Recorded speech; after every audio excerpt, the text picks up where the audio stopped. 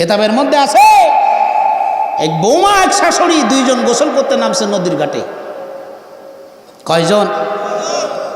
বৌমা আর শাশুড়ি নদীর ঘাটে গোসল করতে নামছে। শাশুড়ি বিটি বলে বৌমাকে ডাক দিয়ে, মাগো আমার একটু পিঠটা ডলে দাও তো।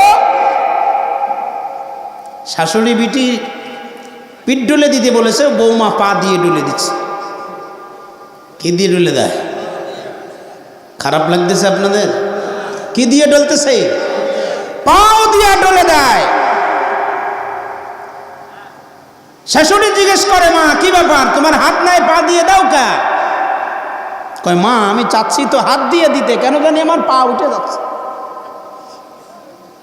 শাশুড়ি চিন্তা করলো কি ব্যাপার, এমন তো হওয়ার কথা না, পা কেন উঠে যাচ্ছে? শাশুড়ি চিন্তা করে ডাক দিয়ে বলল, মা তুমি পা দিয়ে ডলে দাও, কারণ আমি আমার শাশুড়িরে লাথি মেরেছিলাম। আমি আমার শাশুড়িকে লাথি মেরেছিলাম, সে শোধ আমার পথ দিয়ে যাচ্ছে মা। আজকালকের বৌমারা তো আলহামদুলিল্লাহ, কি গণ, আজকালকের বৌমারা একবার যদি বিয়ে হয়ে আসতে পারে, চাবি যদি একবার হাতে পায়, একটা বাচ্চা যদি হয়, বাস তাহলে বাড়ির মন্ত্রী উনি হয়ে গেলেন। কথা কম। এই এলাকার মহিলাদের কথা, ভাবিদের কথা কই না। আপনারা আলহামদুলিল্লাহ ভালো, আপনারা জান্নাতি। আমার এলাকার কথা কই, এলাকা আছে? চাচা কইছে আছে, তাহলে তো ঠিক আছে, এলাকায় সমস্যা আছে। ও বৌমারা, তুমি আসার পরে রাজরানী হয়ে গেলে। তোমার শাশুড়ি তো এই বাড়িতে 50 বছর সংসার করতেছে, 50 বছর তো ওই চাবিটা তার হাতেই ছিল। সে অন্তত দুনিয়ার থেকে যাক, তারপরে তুমি চাবিটা নিও। কতক্ষণ? যেই বেটা তোমার বর, যে তোমার স্বামী, সে তো ওই মহিলারই সন্তান। সে তো কষ্ট করে মানুষ করেছে, পেটে ধারণ করেছে, কষ্ট করে তার লেখাপড়া শিখেছে,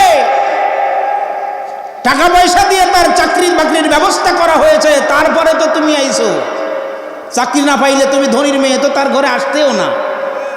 কতক্ষণ? সবকিছু তারা করে দিল, সে করে দিল, শ্বশুর শাশুড়ি করে দিল। আজকে তুমি আসার পরেই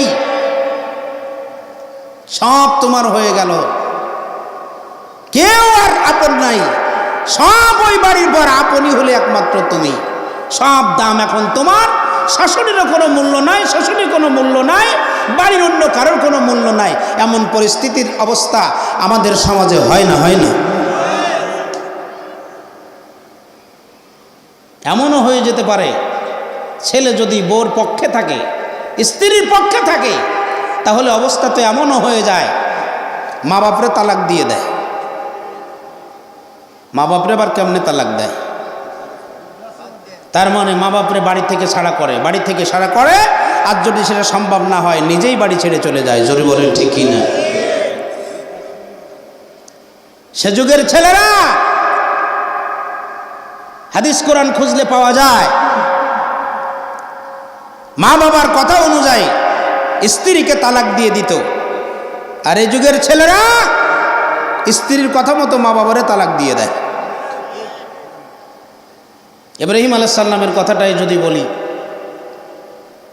হযরত ইব্রাহিম আলাইহিস সালাম সিরিয়াতে থাকতেন, সন্তান হযরত ইসমাইল আলাইহিস সালাম কাবা শরীফের পাশে থাকতেন। ঘটনা আপনারা জানেন, মা হাজেরার সে ছোটবেলা, যখন ইসমাইল আলাইহিস সালাম ছোট ছিলেন, আল্লাহর আদেশ মোতাবেক হযরত ইব্রাহিম আলাইহিস সালাম স্ত্রী হযরত হাজেরাকে এবং শিশু ইসমাইলকে, দুইজনকে কাবা শরীফের পাশে রেখে আসছিলেন। ঘটনা আপনাদের জানা আছে। সেখানে ইসমাইল আলাইহিস সালাম বড় হইলেন, বনি জুরহুম গোত্রের মধ্যে বড় হলেন। আর সেখানেই হযরত ইসমাইল আলাইহিস সালাম বিবাহ করেছেন। বাবা ছিলেন সিরিয়ায়।